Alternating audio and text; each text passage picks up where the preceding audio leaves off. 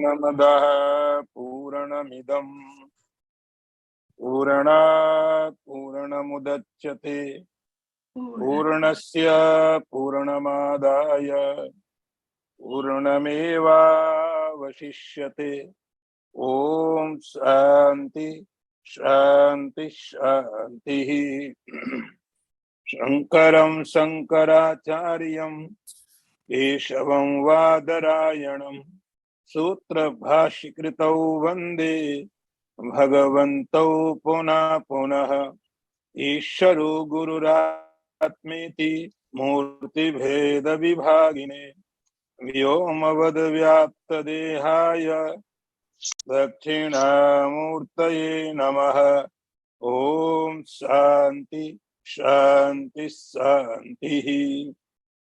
नारायणं नमस्कृत्य नरं चैव नरोत्तमं देवीं सरस्वतीं व्यासं ततो जयमुदीरयेत ततो जयमुदीरयेत।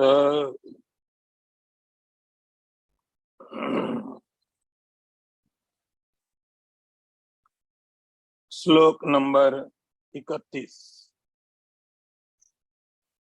स्वधर्मम् अपि चावीक्ष्य न विकम्पितुम् अर्हसि धर्माद्धि युद्धात् श्रेयो अन्यत् क्षत्रियस्य न विद्यते। अर्थ देखिए, भगवान कहते हैं, हे अर्जुन, यह तुम्हारा धर्म है ऐसा विचार करके भी तुम्हें इस मार्ग से हटना नहीं चाहिए। क्षत्रिय के लिए धर्म में युद्ध से बढ़ करके आप कुछ भी नहीं हो सकता है। भगवान ने अर्जुन को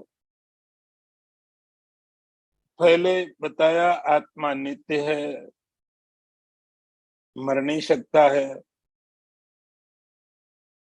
वो बात अर्जुन को नहीं समझ में आई।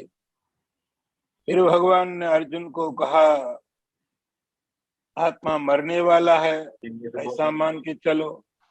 क्या मिलेगा? हाँ, ये तो यही तो सिस्टम कहना है। उसके बाद में भी वो चीज समझ में नहीं आई, अर्जुन को भी क्लियर विजन नहीं हुआ।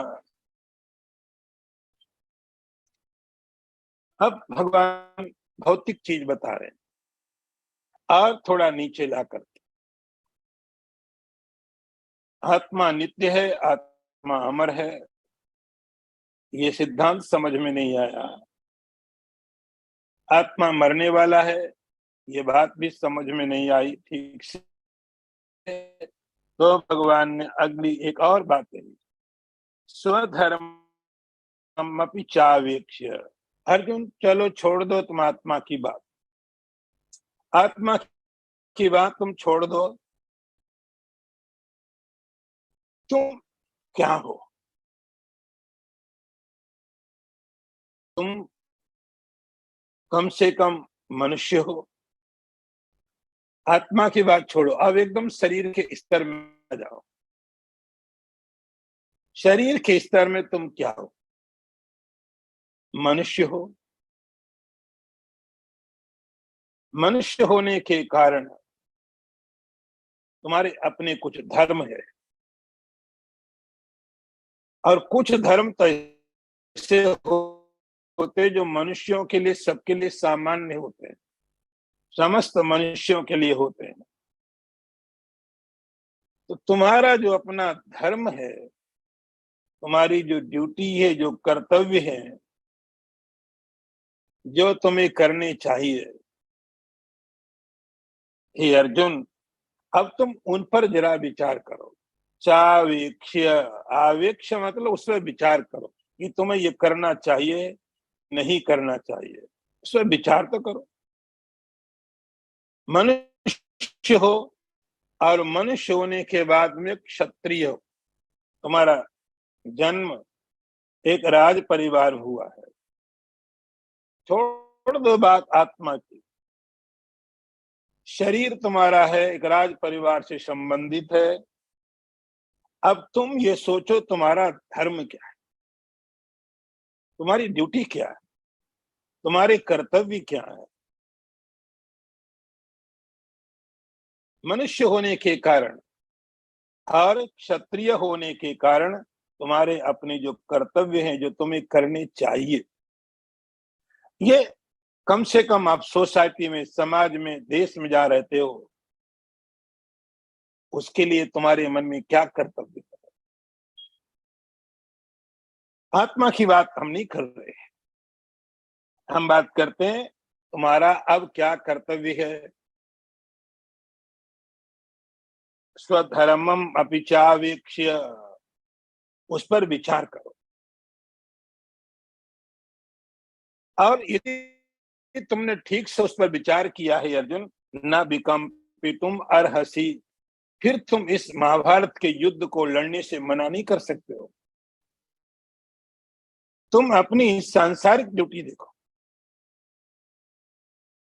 हमारी अपने परिवार के प्रति, समाज के प्रति, इसी देश के प्रति जो जिम्मेदारियां हैं, वो निभाने के लिए आत्मा का विचार करना बहुत जरूरी नहीं।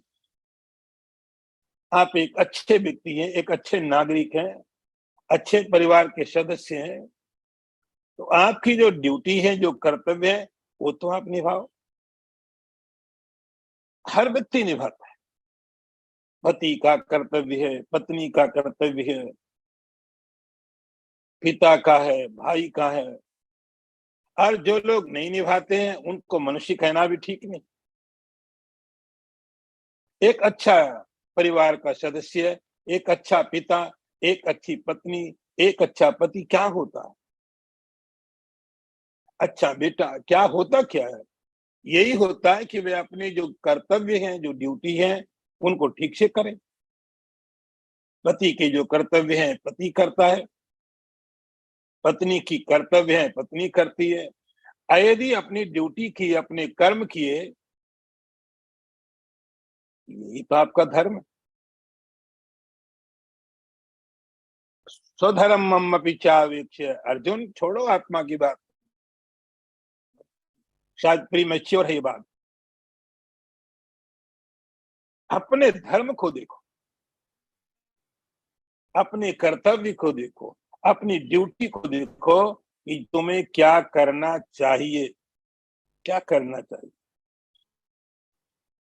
मनुष्य होने के कारण, कुंती के पुत्र होने के कारण, युधिष्ठिर के भाई होने के कारण, इस परिवार में उत्पन्न होने के कारण तुम्हें क्या करना चाहिए, इस पर तुम विचार करो। आवेक्षय का अर्थ विचार खुद करो। और तुमने विचार किया, ना विकम्पितुम अर्हसि। अर्जुन उसके बाद तुम इस युद्ध से अपने को दूर नहीं करोगे, क्योंकि धर्मात् ही युद्धात् श्रेयो अन्य क्षत्रिय से न विद्यते। तुम क्या हो? क्षत्रिय। तुम्हारा जन्म क्षत्रिय कुल में हुआ, तुम्हारा स्वभाव क्षत्रिय का है, तुम्हारा स्वभाव क्षत्रिय कुल का है, नेचर वैसा है। यही तुमने पढ़ा है बचपन से लेके अभी तक, कैसे युद्ध करना है। तुमने क्या किया अभी तक?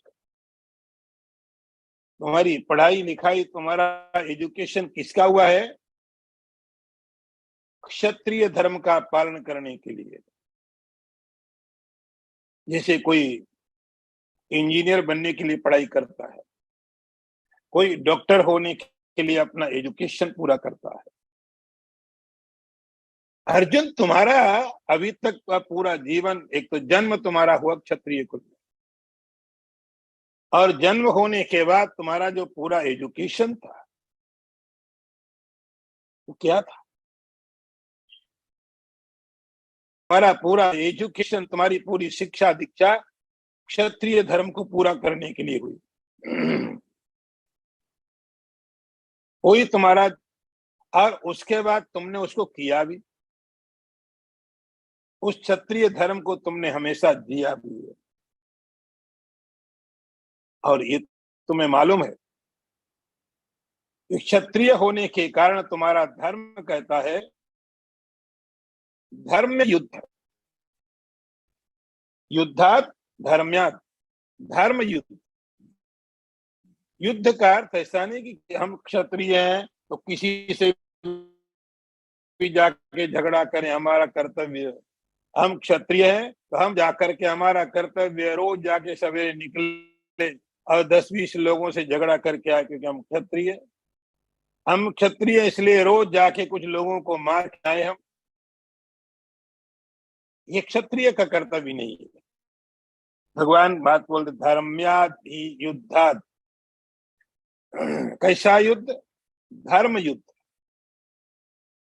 धर्म युद्ध का अर्थ है जिस युद्ध के द्वारा धर्म की रक्षा की जाए। आपके अपने धर्म की अकेले नहीं। आप तो क्षत्रिय हो, अपने धर्म की रक्षा कर लोगे। आपके कारण जो दूसरे लोग हैं, कमजोर हैं, निर्बल हैं, शक्तिहीन लोग हैं, उनके भी धर्म का पालन होना चाहिए, उनके भी धर्म की रक्षा होनी चाहिए। अब वो तो बेचारे नहीं कर सकते। कोई कमजोर है,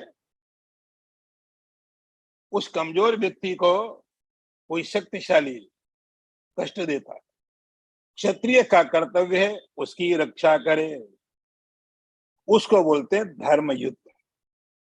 धर्म युद्ध का अर्थ ये युद्ध आपको धर्म की तरफ लेके जाए। फिर वो युद्ध नहीं रह जाता है। भगवान बोलते धर्म्याद। ये युद्ध कैसा है? धर्म के लिए, दूसरों की रक्षा करने के लिए है। ये अर्जुन, ऐसा अवसर आ जाए, ऐसा अवसर आ जाए जहां दूसरों की रक्षा करने के लिए युद्ध करना पड़े, वो युद्ध धर्म युद्ध होता है। सब लोग तो लड़ नहीं सकते।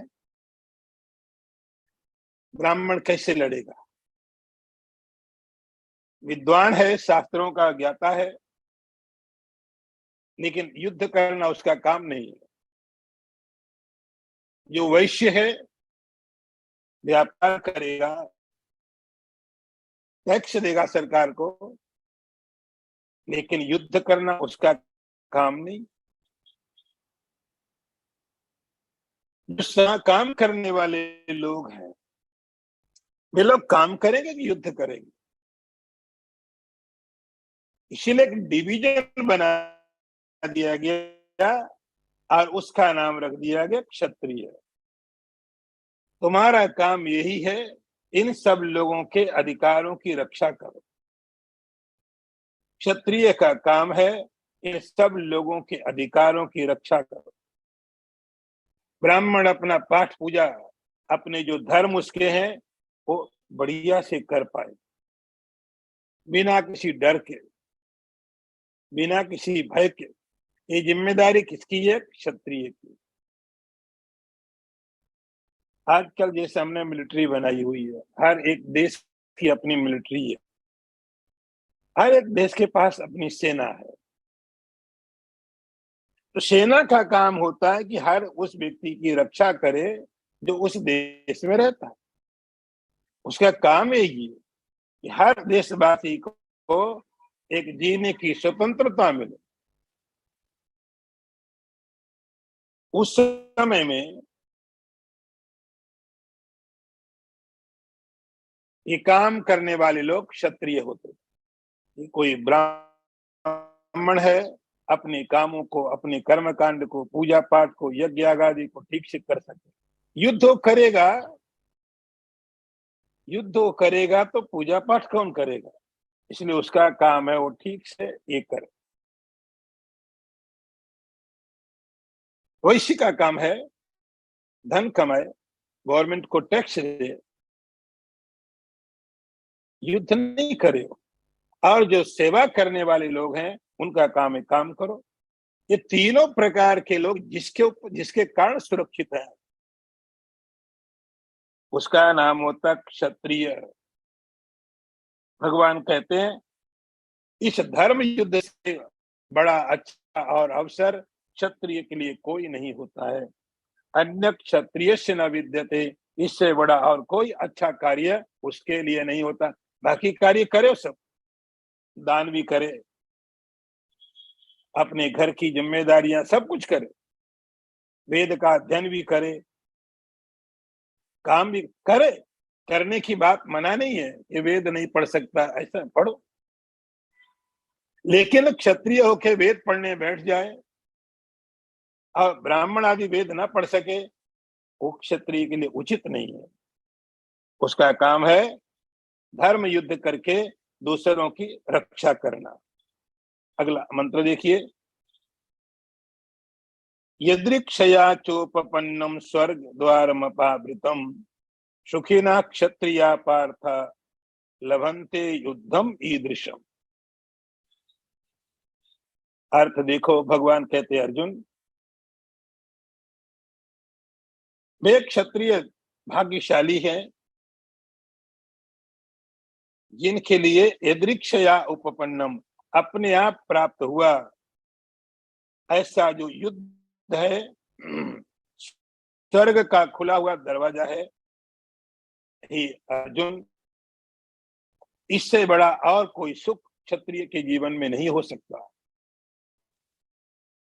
भगवान उसी बात को विस्तार देते हैं, हे अर्जुन तुम विचार करो।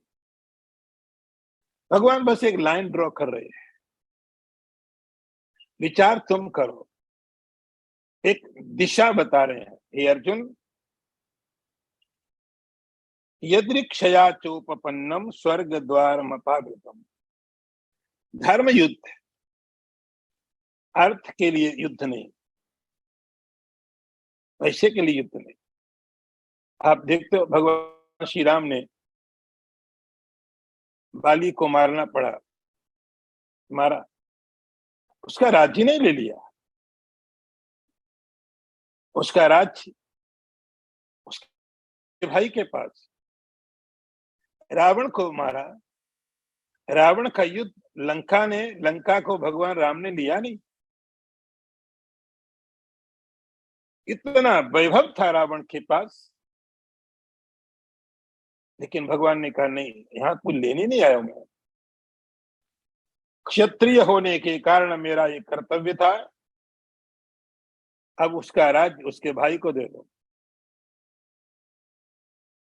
भगवान कहते हैं, हे अर्जुन, ऐसा युद्ध यदृक्षया चोपपन्नम, अनायास आ गया,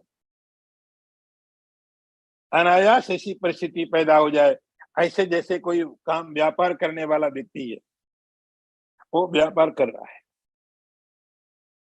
छोटे मोटे ऑर्डर उसको मिलते रहते हैं, चल रहा है, 2-5 लाख का काम हो गया, खुश है। लेकिन अचानक उसको 10-20 करोड़ का ऑर्डर मिल जाए,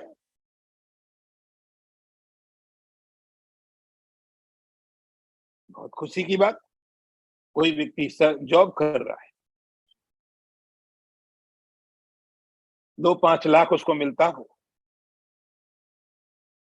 अचानक उसको करोड़ों का ऑफर मिल जाए, जिससे वो व्यक्ति खुश हो जाएगा। मैं 2-5 लाख कमा रहा था, अभी करोड़ों में ऑफर आ गया है, वो व्यक्ति जैसा प्रसन्न हो जाएगा। ये अर्जुन, ऐसे ही क्षत्रिय के लिए यदृक्षया चोपपन्नम, अपने आप ऑफर आया है, ये अपने आप आया है, तुमने बुलाया नहीं है। क्षत्रिय के लिए भगवान धर्म बता रहे हैं, क्षत्रिय के लिए यदृक्षया चोपपन्नम। इसीलिए जब पहले महाभारत के समय में ऐसे युद्ध होते थे ना, उस युद्ध में बहुत से राजा पार्टिसिपेट करते थे। महाभारत में भी बहुत सारे राजा आए, उनका कोई लेना देना नहीं था, उनका कोई संबंध भी नहीं था, उनको कुछ मिलना भी नहीं था, लेकिन ऐसा युद्ध मिला, धर्म में युद्ध, जिस युद्ध के द्वारा आप धर्म की रक्षा करें,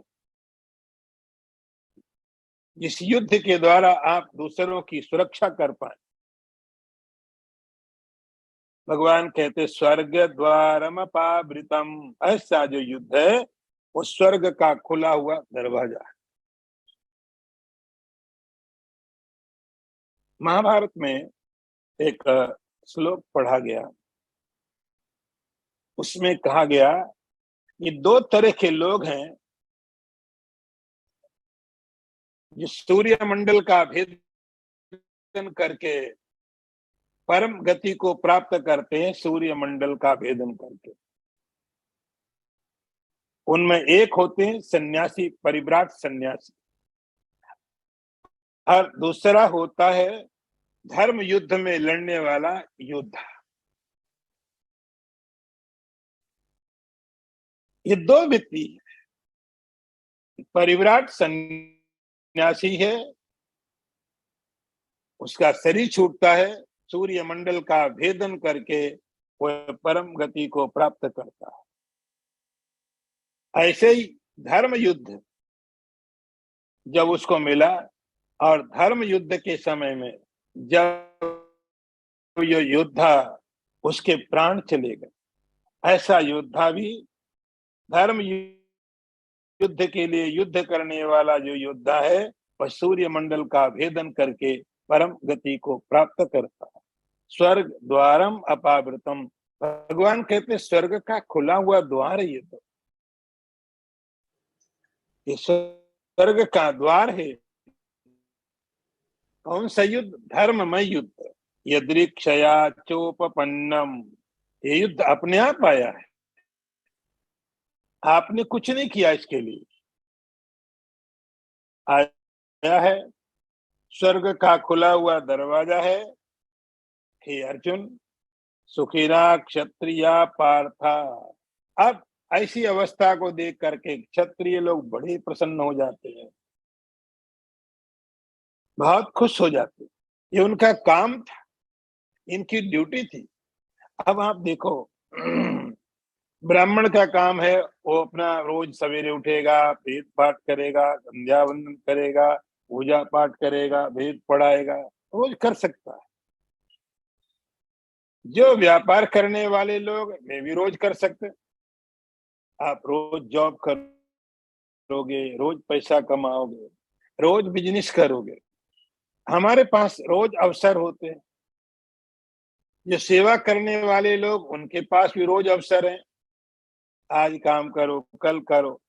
भगवान कहते क्षत्रिय का जो अवसर है वो रोज नहीं होता है, रोज थोड़ी युद्ध होना उसमें,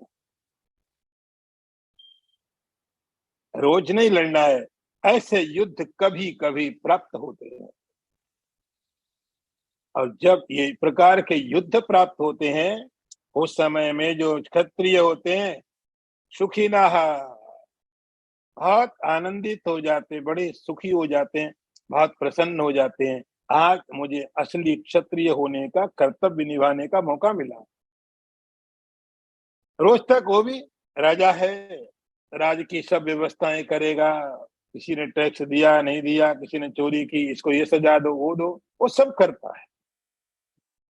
रोज के जो ड्यूटी कर्तव्य हैं उन कर्तव्यों को तो राजा रोज कर रहा है, लेकिन इतना इतना उसको अच्छा नहीं लगा। अच्छा, उसके घर में झगड़े भी होते होंगे,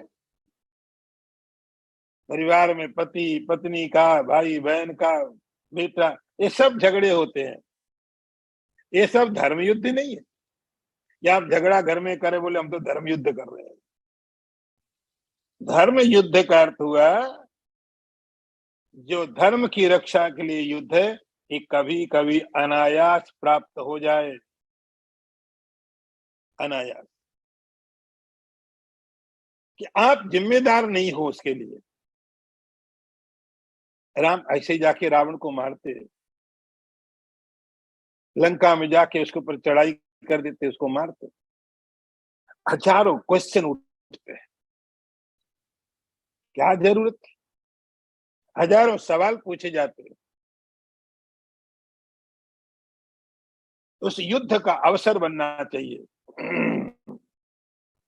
तो भगवान कहते हैं अर्जुन, सुखिना क्षत्रियाः युद्धम ईदृशम। इस प्रकार का युद्ध जब मिल जाता है तो क्षत्रिय लोग बहुत प्रसन्न हो जाते हैं, बहुत खुश हो जाते हैं। इससे बड़ी प्रसन्नता का और उसमें उनकी जान जाने का खतरा है।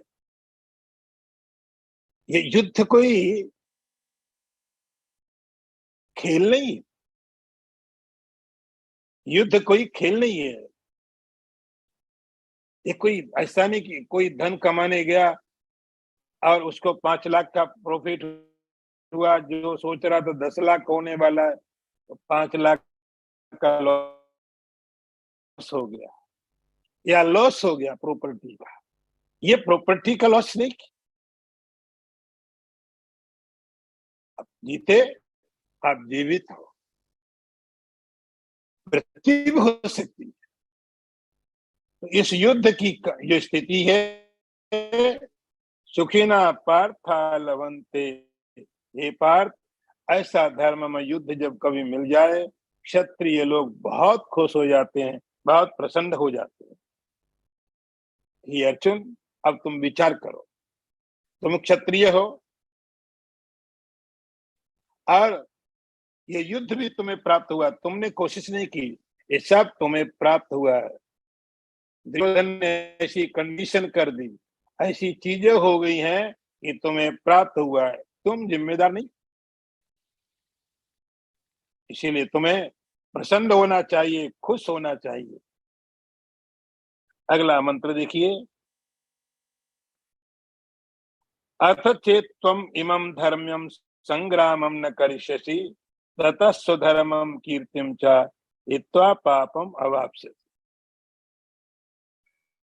भगवान कहते हैं, अर्जुन, यदि तुमने इस युद्ध करने को मना कर दिया जो कि धर्म में है, तब तुम अपना धर्म और अपनी कीर्ति दोनों को खत्म कर दोगे और पाप को प्राप्त करोगे। अब देखो, भगवान धीरे धीरे अर्जुन को समझाने की कोशिश करते हैं, ये धर्म युद्ध है, तुम क्षत्रिय हो, तुम्हें युद्ध करना चाहिए। फिर भी अर्जुन की तरफ भगवान ने देखा, अभी भी उसको रुचि नहीं लड़ने में, अभी भी उसको ऐसा लगता है कोई इच्छा नहीं युद्ध की है। तो भगवान शुरू करते, अथ चेत्त्वम इमं धर्म्यम संग्रामम न करिष्यसि। यदि हे अर्जुन तुम इस धर्म में युद्ध को नहीं लड़ोगे तो अब इसके दुष्परिणाम क्या होंगे? तो तुमने तो पहले बता दिया कि युद्ध करने से क्या होने वाला है। तुमने बता दिया युद्ध करने के बाद क्या हो सकता है। अब तुम मुझसे सुनो, युद्ध नहीं करने से तुम्हारे लिए क्या हो सकता है। ये धर्म में युद्ध है, धर्म में युद्ध है। इस युद्ध को आपने किया तो आपको क्या स्वर्ग का दरवाजा खुला हुआ है। युद्ध किया तो आप स्वर्ग के दरवाजे खुले हैं, स्वर्ग में जाओगे।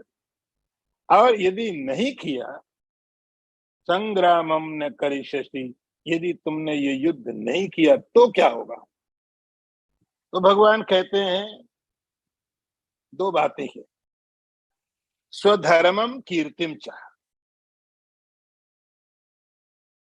तुम्हारा अपना जो धर्म है वो खो जाएगा। अब देखो, कुछ धर्म ऐसा होता है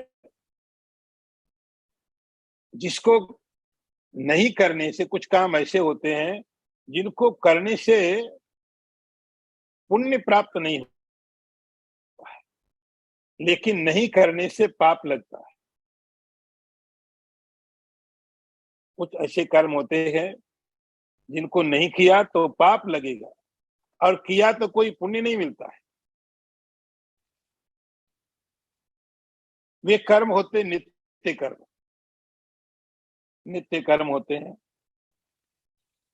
भगवान कह रहे हैं, अर्जुन, ये जो धर्ममय युद्ध तुम्हारे सामने उपस्थित हुआ है, यदि तुमने नहीं किया तो तुम्हारा जो अपना धर्म है, क्षत्रिय धर्म, उससे तुम्हारा पतन हो जाएगा। तुम क्षत्रिय हो, क्षत्रिय के कर्तव्य हैं, तुम अपने कर्तव्य से गिर जाओगे। स्वधर्मम यदि नहीं किया तो, और पापम अवाप्स्यसि, धर्म से गिर ही नहीं जाओगे, तुम्हें उसका पाप भी लगेगा।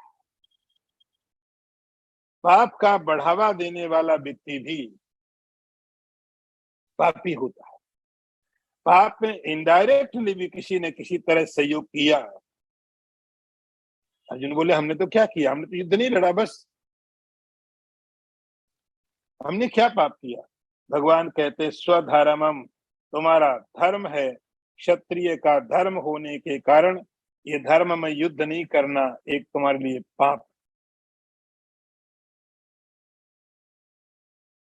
ये तुम्हारे लिए पाप है।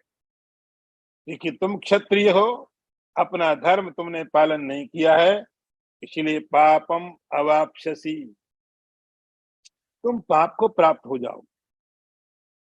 पाप धीरे धीरे धीरे धीरे तुम्हें और भी गर्त में ले जाएगा और नीचे ले जाएगा। एक बात हुई तो यहां तक जो बोला भगवान ने, यहां तक जो बात बोली भगवान ने, पहले आत्मा के बारे में बात की, उसके बाद आत्मा के दूसरे स्वरूप का वर्णन किया गया, फिर धर्म की बात की गई, कर्तव्य की बात की गई, फिर भी अर्जुन के ऊपर बहुत असर दिखाई नहीं पड़ा। तो भगवान एक और बात कह रहे हैं, कीर्तिम चा, अरे कम से कम इसको तो देखो। कीर्ति, तुम्हारा जो यश है, तुम्हारी जो कीर्ति है, वह तुम्हारा यश, तुम्हारी कीर्ति भी खत्म हो जाएगी। अभी तक भगवान पहले आत्मा की बात कर रहे थे, उसके बाद धर्म की बातें करने लग गए। धर्म की बात शायद फिर भी अर्जुन बहुत प्रभावित नहीं हुआ, तो भगवान ने अब एक और बात बोली, कीर्तिम चा, कीर्ति तुम्हारा जो यश है, तुम्हारा धर्म भी जाएगा, तुम्हारी कीर्ति भी जाएगी, और तुम्हें पाप की प्राप्ति होगी। अगला मंत्र देखिए, अकीर्तिम चापि भूतानि कथयिष्यन्ति ते अव्ययम् संभावितस्य चा कीर्ति मरणाद अतिरिच्यते। और भगवान कहते हैं अर्जुन, जो सम्मानित व्यक्ति होते हैं, उन संभावित व्यक्तियों की अकीर्ति उनके मरण से भी ज्यादा खराब होती है, और तुम्हारी की अकीर्ति बहुत समय तक बोली जाएगी, एक दूसरे को लोग बताते रहेंगे। अब देखिए भगवान कहने लगे, आत्मा की बात तुम्हें समझ में नहीं आई, आत्मा नित्य अनित्य समझ में नहीं आया, तुम्हें यह समझ में नहीं आया धर्म क्या है, स्वर्ग क्या है, तुम इतना रिजिड होके बैठे हो, युद्ध नहीं करूंगा इस बात को लेके इतना बैठे हो। एक बात और समझ लो, अकीर्ति, अकीर्ति तुम्हारा अपयश हो जाएगा। अर्जुन ने बोला हो जाएगा, थोड़े समय बाद लोग भूल जाते हैं। थोड़े समय के बाद लोग बोलेंगे बोलेंगे बोलेंगे अर्जुन को ऐसा वैसा, भूल भाल जाएंगे लोग। भगवान ने कहा नहीं भूलेंगे, तुम वो हो नहीं जिसको लोग भूल जाए। तुम्हारी कीर्ति अव्ययम बहुत समय तक कही जाएगी, अनंत समय तक कही जाती रहेगी, भूल नहीं जाए। हे अर्जुन, तुम्हारा जो अपयश है, तुम्हारा जो अपयश है, अकीर्ति, अकीर्ति क्या है? लोग ऐसा जानते थे अर्जुन योद्धा है, बहुत शक्तिशाली है। जब तुम युद्ध से चले जाओगे, युद्ध नहीं करोगे, तो संसार के सारे लोग बोलेंगे अर्जुन युद्ध से भाग गया।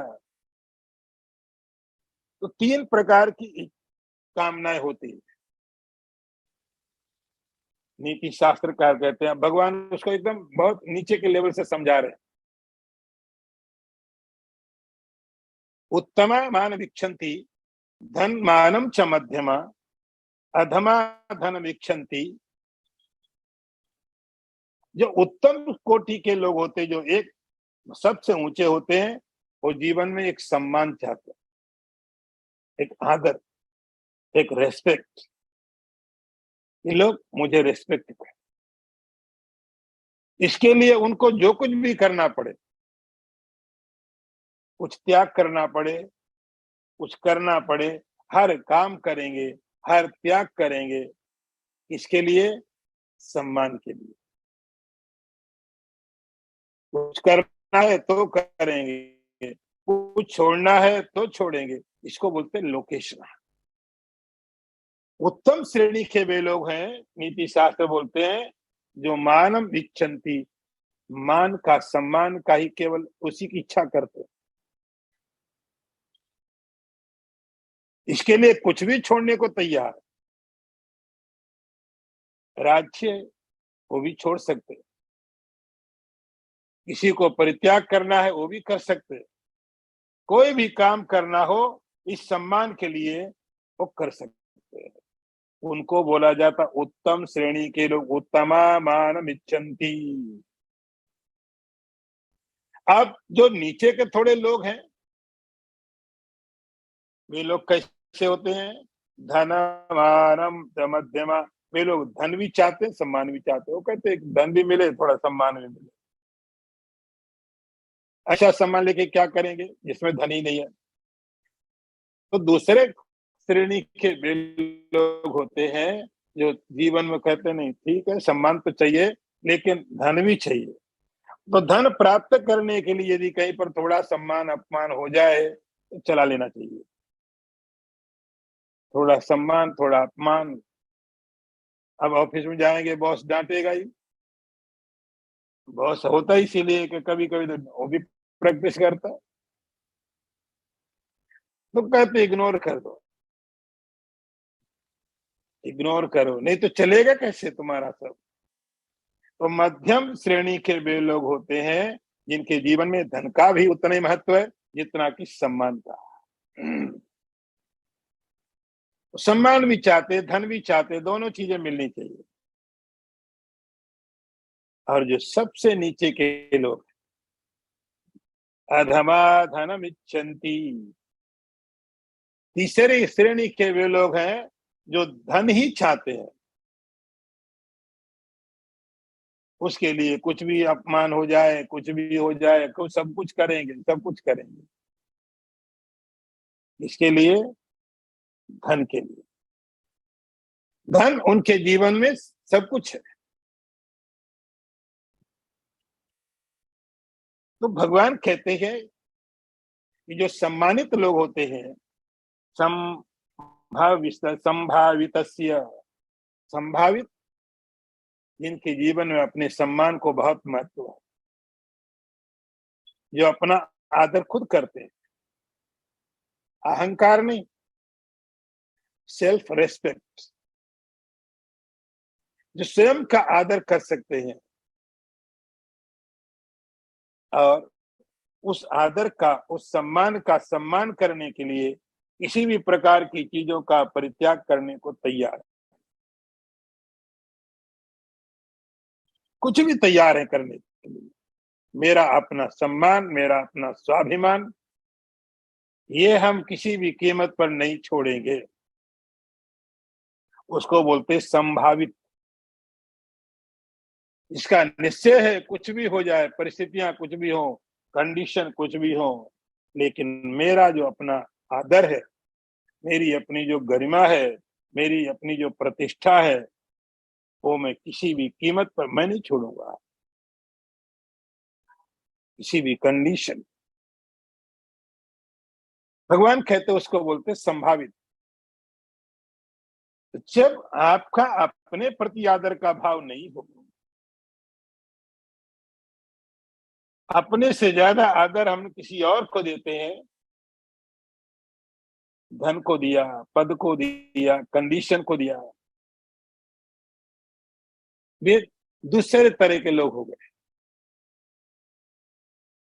उत्तम श्रेणी का वह है और संभावित है, अहंकार नहीं, ईगो का सेंस नहीं है, स्वात्माभिमान। मैं किसी भी कंडीशन में, किसी भी शर्त में, किसी भी स्थिति में मैं अपना स्वाभिमान तो नहीं खोऊंगा, उसको बोलते संभावित।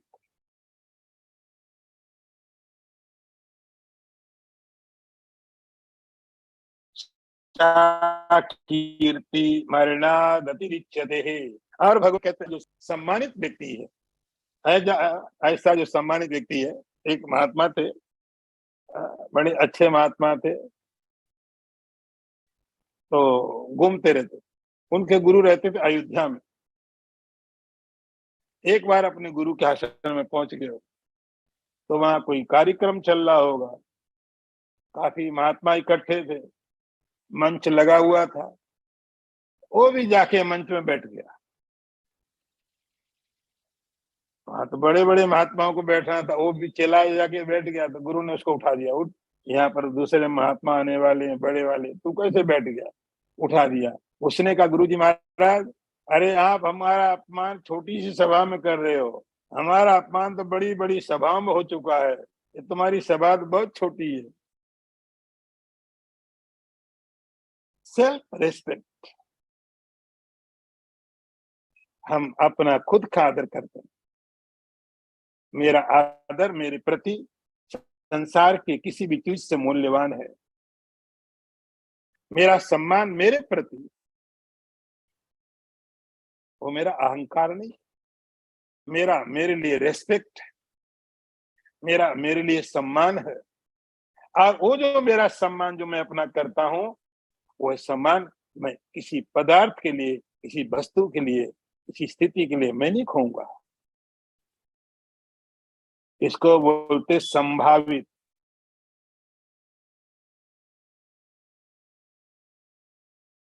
भगवान कहते अर्जुन, उसमें से एक तुम भी हो, तुम भी हो।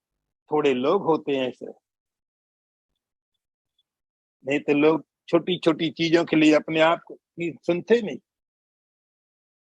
थोड़ी सी परिस्थितियों में अपने आप को ही हीन भावना में डाल देते हैं, अपने आप को ही, आपको गिल्टी फील होने लग गया है इसी कारण से। भगवान कहते हैं अर्जुन, उन संभावित लोगों में तुम भी हो। संभावितस्य च अकीर्ति, ऐसे लोगों की जो अकीर्ति, अपयश है, वो अपयश उसकी मृत्यु से भी ज्यादा खतरनाक है, बड़ा है। मृत्यु तो एक बार मार देगी, सारी चीजें खत्म हो गई, लेकिन ये जो अकीर्ति है, अपयश, ये बार बार अंदर में उसको मारने का काम करता रहेगा। बार बार वह मृत्यु, एक मृत्यु नहीं, हजारों हजारों मृत्यु वो मरता रहेगा। अर्जुन, यही लोग तुझे बोलेंगे, जो तेरा बड़ा सम्मान करते थे, तुम संभावित हो, आदरणीय हो, लेकिन यही लोग तेरे सामने तुम्हारा अपमान करेंगे। अगला मंत्र देखिए, इस बात को पूरा करने के लिए, भयात् त्रणात् दुपरतम मत्स्यन्ते त्वां महारथाः एषां च त्वं बहुमतो भूत्वा यास्यसि लाघवम्। हे अर्जुन, ये जो महारथी लोग हैं, ऐसा मानेंगे अर्जुन युद्ध से डर करके भाग गया, और जो तुम्हारा बहुत सम्मान करते थे वे तुम्हें बहुत छोटा बना देंगे। भयात रणा, भगवान कहते हैं अर्जुन धर्म को छोड़ो, आत्मा की बात भी तुम्हें डाइजेस्ट नहीं हुई, स्वर्ग का दरवाजा भी तुम्हें नहीं चाहिए, लेकिन तुम अपनी कीर्ति को तो देखो। ये जो योद्धा लोग खड़े हैं, जो तुम्हें बहुत सम्मान देते, किसी भी सेना में हो, कौरवों की तरफ हो, पांडवों की तरफ हो, दुर्योधन हो या भीष्म पितामह हो या भीमसेन हो, संसार के सारे योद्धाओं को एक बात बहुत स्पष्ट मालूम है कि अर्जुन संसार का सर्वश्रेष्ठ योद्धा है, और इसी दृष्टि को रख के सारे लोग तुम्हारा आदर करते हैं। उनको ऐसा मालूम है कि यत्र योगेश्वरा कृष्णो यत्र पार्थो धनुर्धरा, जहां अर्जुन खड़ा है विजय वहां पर होने वाली है। तो किसी भी सेना में हो, कोई भी हो, तुम्हारा शत्रु हो मित्र हो, शत्रु होना मित्र होना अलग बात है, लेकिन इस सत्य को सब स्वीकार करते हैं, अर्जुन कभी युद्ध में पराजित नहीं होता है। ये अर्जुन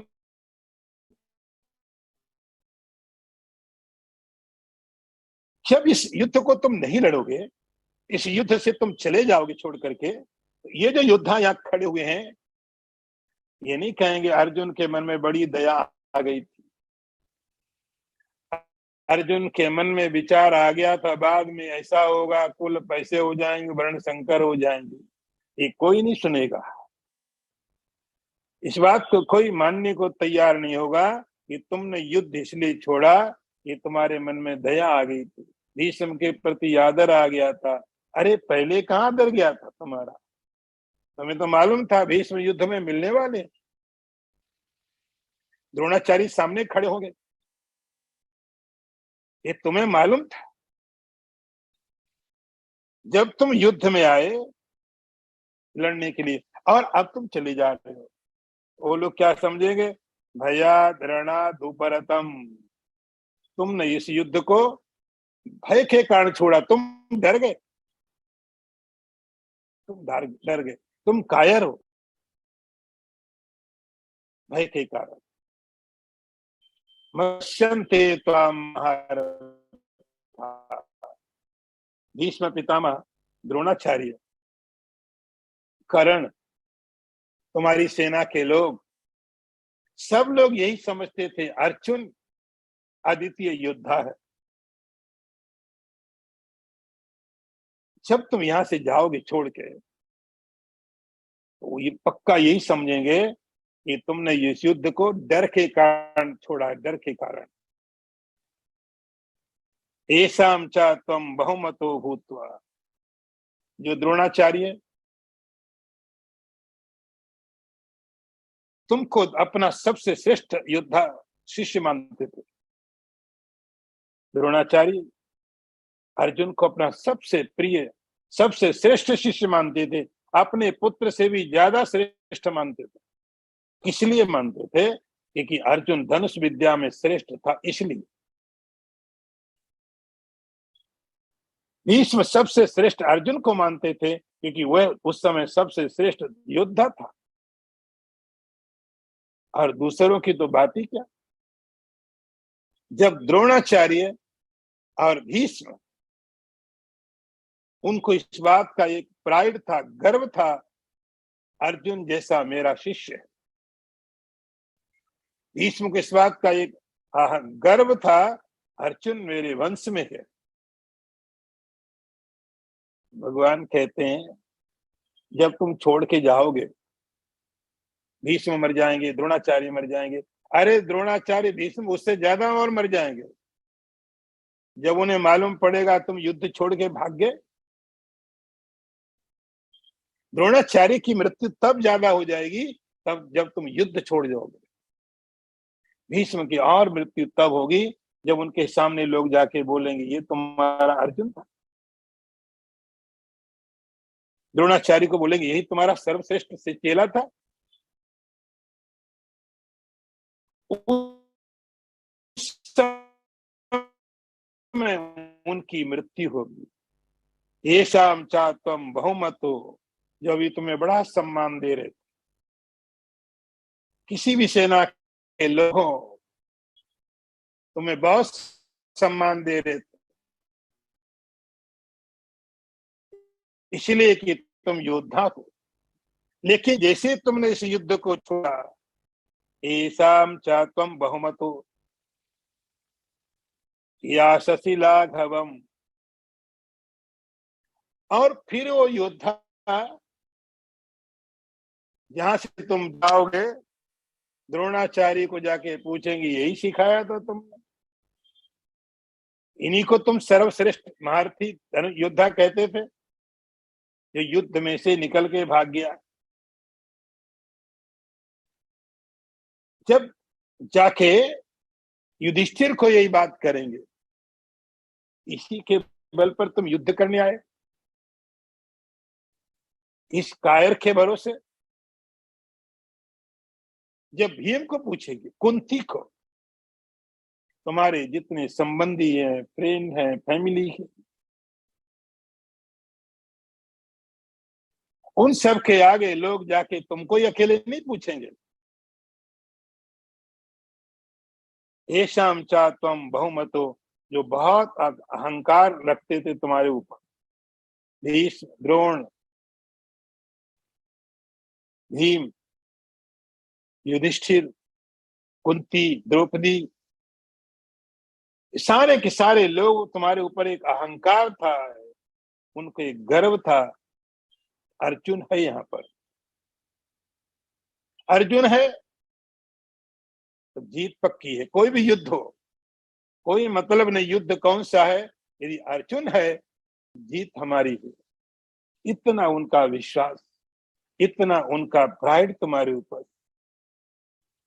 अर्जुन तुम सोचो, जब तुम भाग जाओगे यहां से, चले जाओगे, ये सब महारथी, ये सब योद्धा, अरे तुम्हें तो तुम्हारे सामने जाके बोलेंगे ही बोलेंगे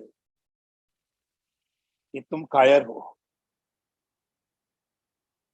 तुम्हें तो बोलेंगे, लेकिन केवल तुम्हें नहीं बोलेंगे, येषाम च त्वं बहुमतो भूत्वा याससि लाघवम्, जो बहुत बड़ा मानते थे वो तुम्हें बहुत छोटा बना दे,